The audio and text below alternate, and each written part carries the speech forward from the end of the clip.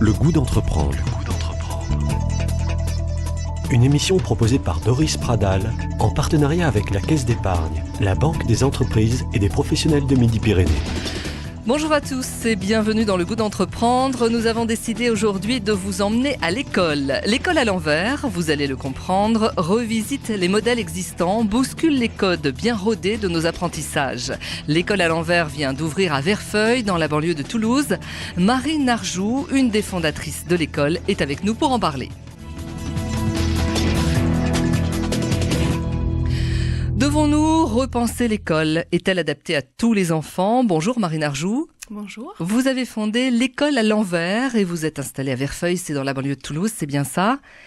Vous voulez mettre l'enfant au cœur des apprentissages. C'est une école complètement différente, c'est un modèle nouveau, on va dire. Alors est-ce que vous pouvez déjà, dans un premier temps, nous présenter votre pédagogie? Oui, alors... L'école à l'envers, qu'est-ce que c'est? La pédagogie, alors je commencerai peut-être par une petite définition de l'école à l'envers pour que tout le monde situe bien dans le cadre scolaire en fait. Nous sommes une école privée hors contrat, c'est-à-dire que nous ne sommes pas subventionnés par l'État, mais que nous répondons à la loi, à l'obligation d'instruction fixée entre 6 et 16 ans, c'est-à-dire que nous sommes contrôlés par l'académie. L'école à l'envers, c'est une école effectivement très différente. L'inspiration de cette école, c'est le modèle de la Sudbury Valley School, aux États-Unis, voilà, qui est né il y a une 50aine d'années aux États-Unis, à l'initiative de 2 universitaires, les époux Greenberg. Et c'est donc ce modèle des écoles démocratiques a évidemment égrené beaucoup de nouvelles structures. Il y en a une 40aine dans le monde, environ entre 7 et 10 qui sont ouvertes en France. Et un très grand nombre de projets qui arrivent et qui vont sans doute ouvrir dans les 5 années qui arrivent. Je vous détaille le modèle pédagogique. Justement, vous avez parlé, Marie, et c'est important ce terme, école démocratique. Qu'est-ce que ça veut dire, école démocratique? C'est une pédagogie? Alors, c'est un des fondements du modèle pédagogique de la Sudbury Valley School, c'est-à-dire que la vie de l'école est structurée par la vie démocratique. Chacun des membres de l'école... c'est-à-dire les enfants ou les parents? Alors, pas les parents. Les membres de l'école, c'est-à-dire les gens qui fréquentent l'école au quotidien.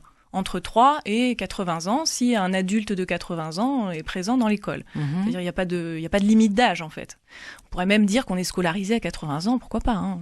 Mais là, en l'occurrence, je parle des membres enfants et du personnel adulte encadrant. D'accord. Donc, chacun des membres dispose d'une voix dans le conseil d'école pour prendre des décisions qui concernent soit le fonctionnement de l'école, soit sa gestion, ou soit ses projets. Chacun est libre de proposer des choses et d'influencer le fonctionnement, et est aussi responsable du bon fonctionnement de l'école. C'est une école qui fonctionne en autogestion. Voilà, ça d'accord, ça c'est important. Ça on a bien compris. Alors donc c'est-à-dire que vous décidez ensemble, par exemple, des menus de la cantine, vous décidez ensemble des sorties, du projet pédagogique de l'école? Oui, alors vous demandez l'avis des enfants, comment ça fonctionne? C'est pas comme ça que ça fonctionne. Chacun peut faire une proposition ou une annonce au conseil d'école. Et après, c'est voté de manière démocratique, c'est-à-dire une personne égale une voix. Les propositions ne viennent pas que des adultes, les propositions viennent aussi des enfants et peuvent influer le règlement intérieur, par exemple, de l'école. Il y a déjà un règlement intérieur qui est le règlement intérieur, on va dire, de base des écoles démocratiques. Le modèle pédagogique, il est instauré d'une certaine façon, mais l'intérêt de ce modèle-là, c'est qu'il est mouvant en fonction des membres de l'école. Et on peut être amené à revisiter une règle du règlement intérieur, on peut être amené à décider que quelque chose qui jusqu'à présent fonctionnait ainsi fonctionnera autrement après, voilà, mais de manière absolument démocratique. Alors, qu'est-ce qu'on apprend concrètement chez vous ? Qu'est-ce qu'on apprend ? Déjà, vous accueillez les enfants de 3 à 16 ans, c'est-à-dire jusqu'à 19 ans. À 19 ans. 3 à 19 donc, ans. c'est-à-dire fin de lycée.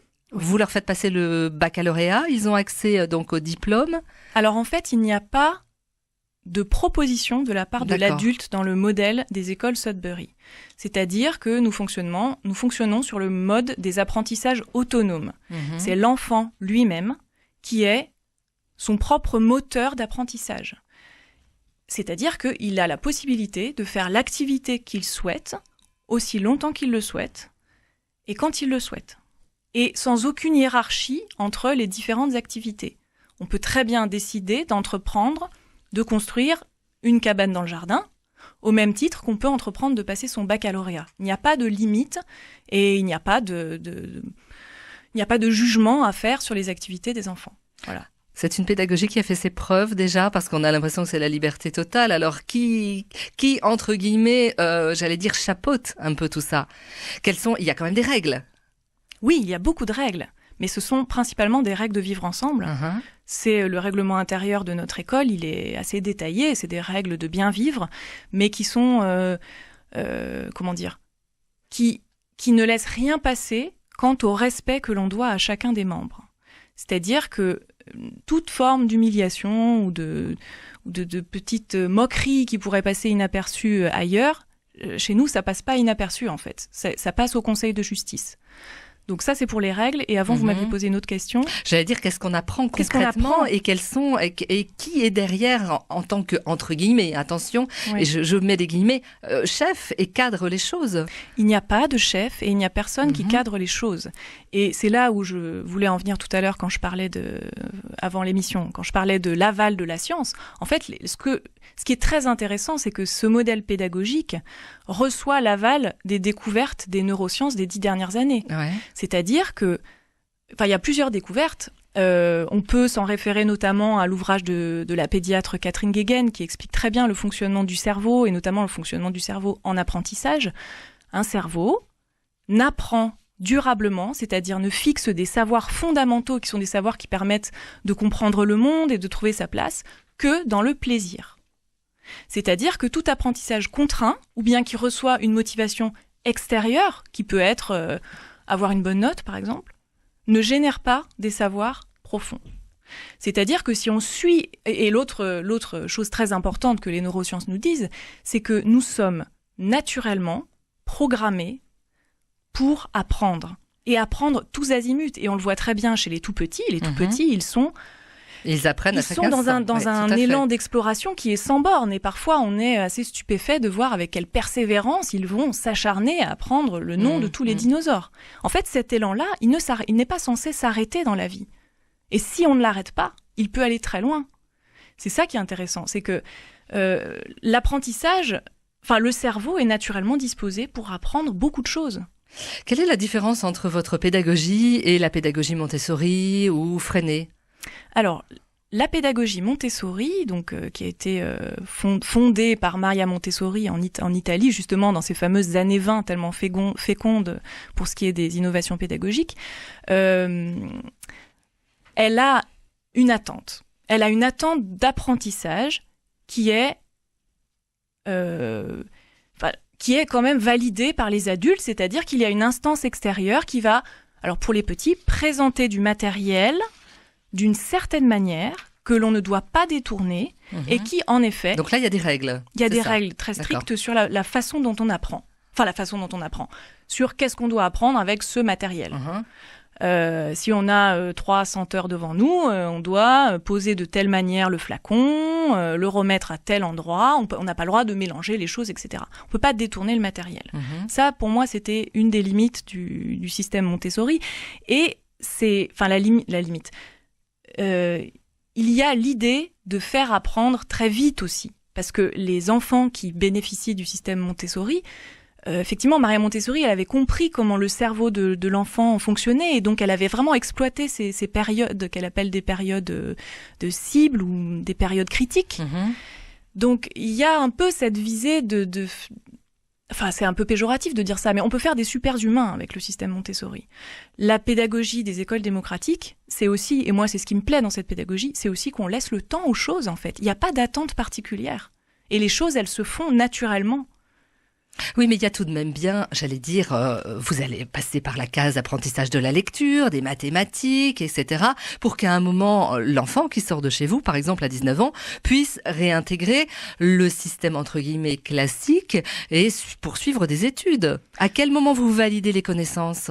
Alors, on a un logiciel qui s'appelle Athéna, qui est le logiciel qui nous permet de valider l'acquisition des compétences.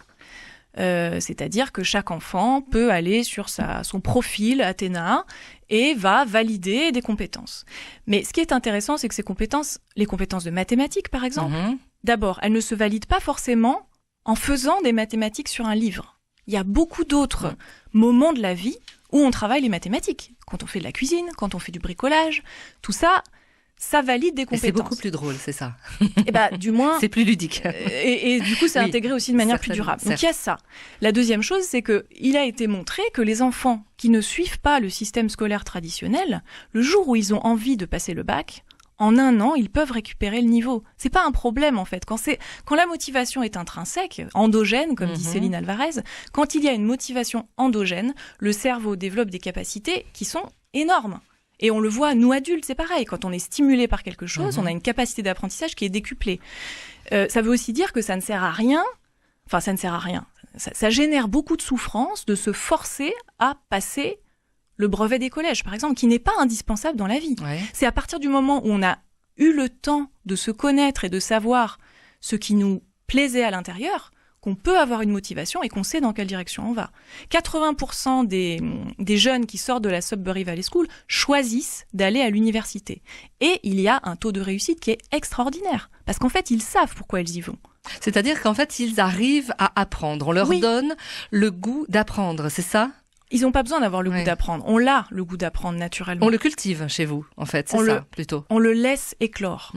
Pour, en tout cas, les plus grands, par exemple, quand on arrive d'un système traditionnel à 12-13 ans, on a parfois besoin de temps pour se réadapter à ce système de liberté. Mais il faut imaginer que... Enfin, on est dans une société où on pense que l'ennui, le rien faire, c'est rien du tout. Et c'est faux. C'est un temps dont a besoin le cerveau, notamment, pour consolider des connaissances, pour faire des sélections. Donc, on a besoin de ce temps-là. Donc, nous, on laisse, en fait, éclore les motivations. Et ce que je voulais dire tout à l'heure, c'est que ce que j'apprécie, moi, dans ce modèle, c'est que ça laisse le temps aux individus d'apprendre à se connaître eux-mêmes. Et en fait, cette connaissance de soi, on prend pas le temps de l'avoir quand on va tous les jours à l'école au rythme d'aujourd'hui, en fait. On n'a pas le temps. Nous avons le temps. Vous restez avec nous. On va continuer à échanger sur l'école à l'envers, voir qui sont les encadrants, qui sont les accompagnants. Et bien évidemment, on parlera également budget, puisque vous nous disiez que vous êtes hors contrat. Donc j'imagine qu'il y a un coût pour les parents qui souhaitent mettre leurs enfants donc au sein de votre école. À tout de suite, Marie.